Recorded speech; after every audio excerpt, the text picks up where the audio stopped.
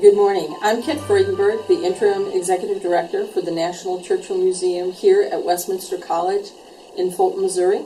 And I am welcoming George Tutt, who is an artist, and for 14 years he and his wife Joanne have put together, coordinated, and led the annual watercolor exhibit here at the museum. So, George, good morning. How are you? I am fine.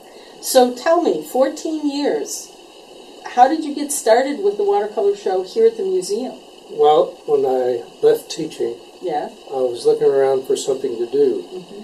And I noticed that all the states around Missouri had a watercolor society, but Missouri didn't. And so I invited two people from Kansas City, two artists from Springfield, and two artists from St. Louis to meet with me downtown Fulton at a little restaurant called Kathy's. And we formed the Missouri Watercolor Society. And that's how it got started. And did you do an exhibit the first year that you were started? We did. We started out showing in Jeff City, and we at the state, there's a state gallery over there. Mm-hmm. And we used that for 2 years. And then we decided that we needed to move it somewhere else. And the director, I forgot the name of the director at that time, but he asked us to come to the Churchill Museum because they were looking for something to do in this gallery. And that's how we got over here, and we've been here for 14 years. Do you remember how many artists were in the first exhibit? When we first organized, we thought the group became the board members, and we thought if we could get 21 people to join and be a part of this exhibit, the first month we had 73 artists from all over the state of Missouri join. And by the time we had the first exhibit, we had about 123. I think it was 123 artists. Some of them were amateur, but most of them were professional. Mm-hmm. And this year, there were 84 artists in the exhibit? The show that we had up this year was 84 artists total. And it's also unique because it was the second international show that we had. And I think about 10 of those artists were from foreign countries. You brought the exhibit, the Tutts and the Watercolor Society have brought the exhibit a long way. And here at the museum, we greatly appreciate it. This year, you all told us that this was your last year. We are retiring after this year. We're looking into another group from St. Louis is interested in taking over the organization, and I'm afraid everything will move to St. Louis. Well, we'll miss the exhibit. You painted a portrait of Winston Churchill. Yes. And it's always anchored the exhibit. The exhibit also has had quotes. Yeah. And you decided to donate the painting. Thank you very much. Yeah. We greatly appreciate it. Thank you very much. Appreciate it. I appreciate it. So we were back in the gallery looking at the D-Day art exhibit that's here from the U.S. Navy art collection, and you were showing me why I'm attracted to different illustrations and different paintings. And you started your art career as an illustrator in the U.S. Army. I did. I left Fort Devens, was where I was located. Mm-hmm. But as I was telling you, I think the story about how I was down at Fort Leonard Wood taking my basic training because I'd been drafted, and they came through one day and wanted someone to do a mural, and I held up my hand and said, I can do it, because I was trying to figure a way to get out of all that stuff they had you do down there. So I just said, I can do it. So I did. And they wanted a New England boat scene, of all things, on this one wall, a big panel thing. And so I started it, and I was the most hated person down there because I'd sleep till 9 o'clock, and the rest of the guys had to get up at break of dawn and get with it, you know.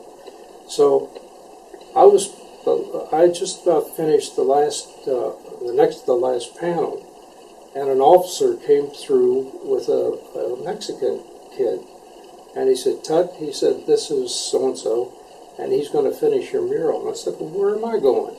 He said, "Well, we got word that they need an illustrator at Fort Devens in the Army Security Agency." And he said, "We're sending you there."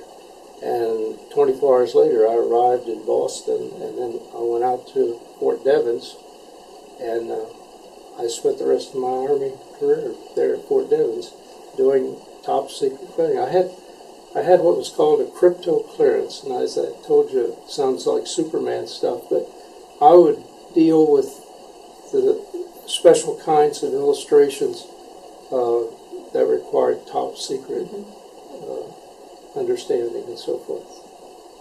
So that's kind of the way it started. Now, before you painted the mural of the boat scene, had you ever had any painting or art classes, lessons? No, I hadn't. I got interested because my wife, who at the time all this happened, she was basically my fiance.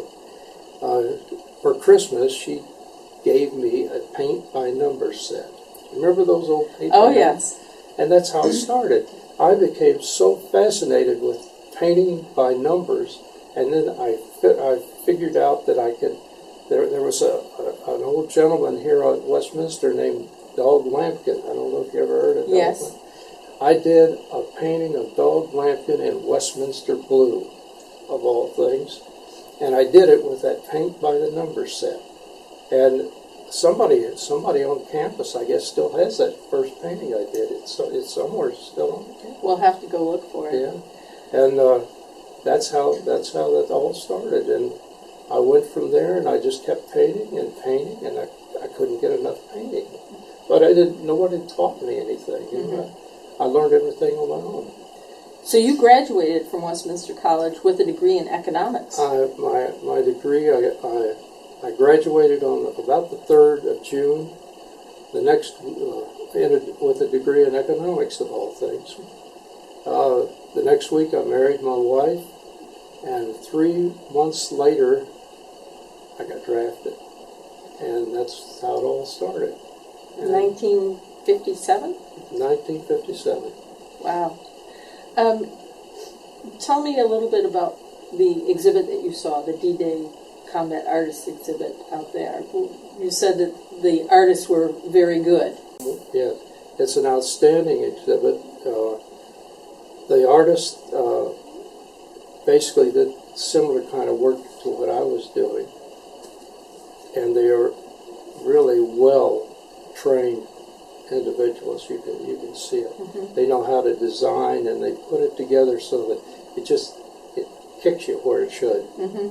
And so each painting, in fact, you and I walked through there talking about how these paintings were put together. But if you haven't seen the thing, I highly recommend it to everyone. It's a wonderful exhibit. Well, thank you for the endorsement, and I hope that a lot of people come see it. I do too, because it's a beautiful exhibit, and it shows what happened 70 years ago. I mean, what those men went through is just unbelievable. But it's in this exhibit. You not only can see it, you can feel it. It's a beautiful exhibit. Well, thank you so much for coming in this morning and visiting with us. We greatly appreciate it, and we also appreciate the donation of the portrait of Winston Churchill. My pleasure. Entirely. Thank you.